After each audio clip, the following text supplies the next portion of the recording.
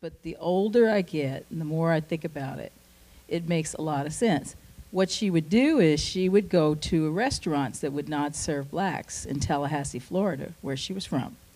And she would be able to buy food for her and her cousin, who was brown skinned and could not get anywhere near the place. And she'd buy the food and they'd go off and laugh about it, you know. Well, I will tell you that my mother, and again, this is my mother's family, but my mother was fair enough to pass. She never went to bed passing. She never spent a night passing, but there were occasions when she just didn't declare what she really was. And one of those occasions was needing to go to the doctor and not having that kind of care available for an African American child. And so she passed in order to do that. In order to get a job, she did that. But again, it was very specific, and it wasn't a denial of her heritage. It was in order to get something, in order to make something happen. And that is the realization that I came to, that was just a reality. It was a reality of the times. It also does make you realize how silly the notion of race is, in a way, that someone's assumptions about you can change the way they feel about you so much. Right. It's just ridiculous. And willing to give something here and willing to not give it, and you're exactly the same person. Yeah, yeah. How are you different as a result of writing this book? And then can you tell us what led to writing your last book? I'll start with the second question first. And I wrote the last book because I had done all of the research for both my mother's and my father's side of the family together, but it was too much to contain in one book, and I decided to split them into two. So I already had in mind that that's what I was going to do, and I did Cane River first, because my mother was still living, and I wanted her to be able to appreciate and see it. And my father had already passed. And so that's what got me from book one to book two. I already knew what I was going to do.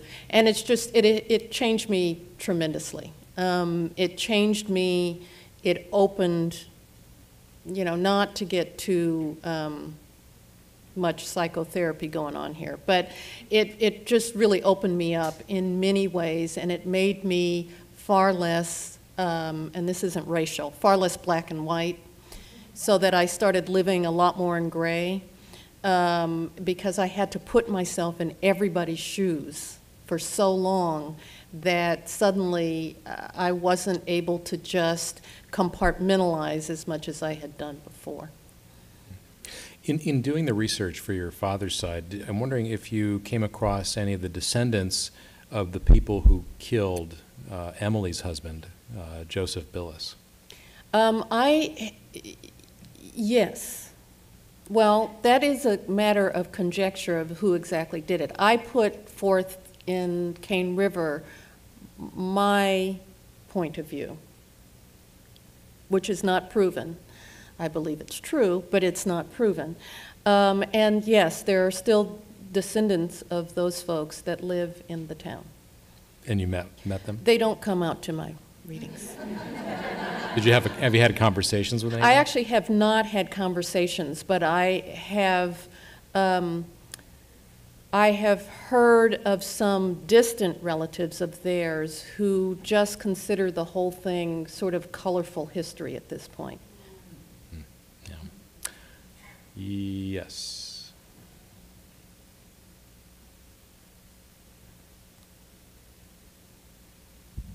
I'm just kind of curious. A couple of years ago, after he died, it came to light that Senator Strom Thurmond had a parallel family, even though he had been a segregationist and so forth. I wonder, when you first heard that, what were your feelings and thoughts?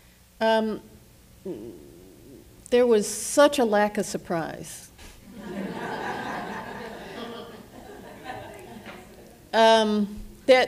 That was just so common in the South. It was just so incredibly common that it was no surprise at all.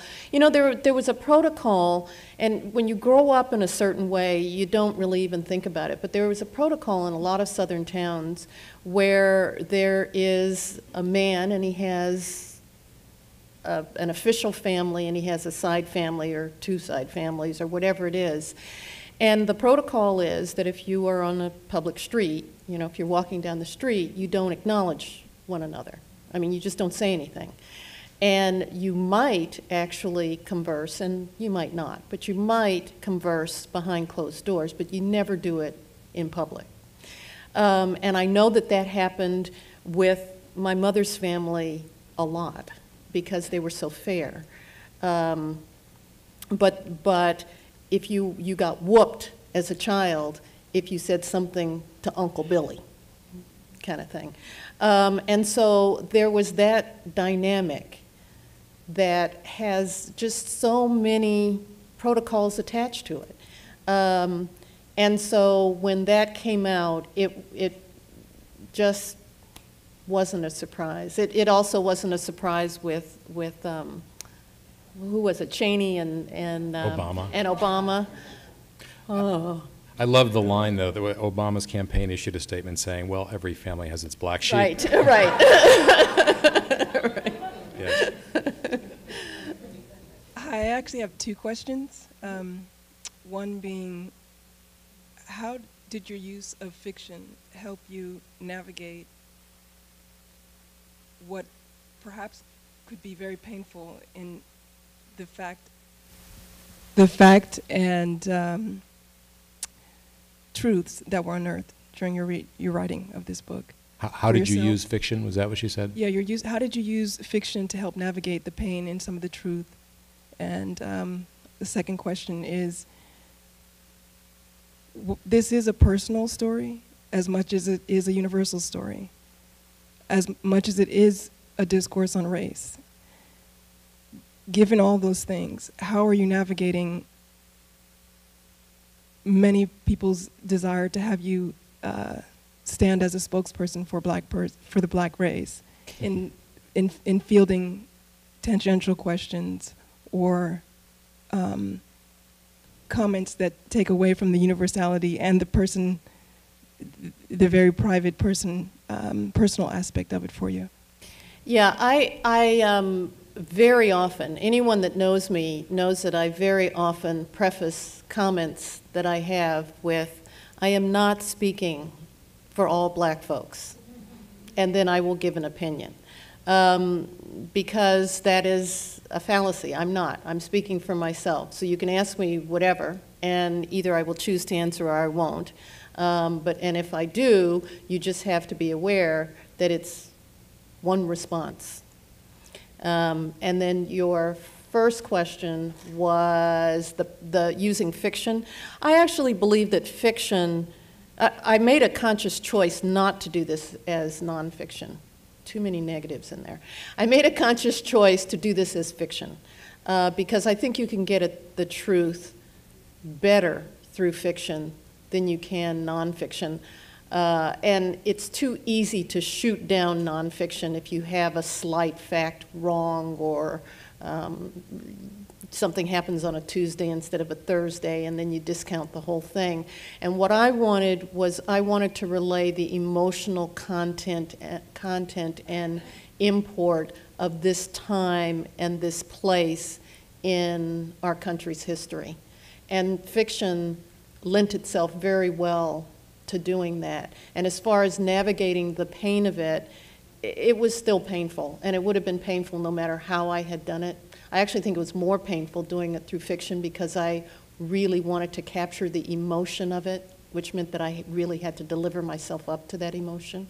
But it was worth it to me, and it was because so much of African American stories are verbal. I was so intent on putting something down in writing from a different point of view.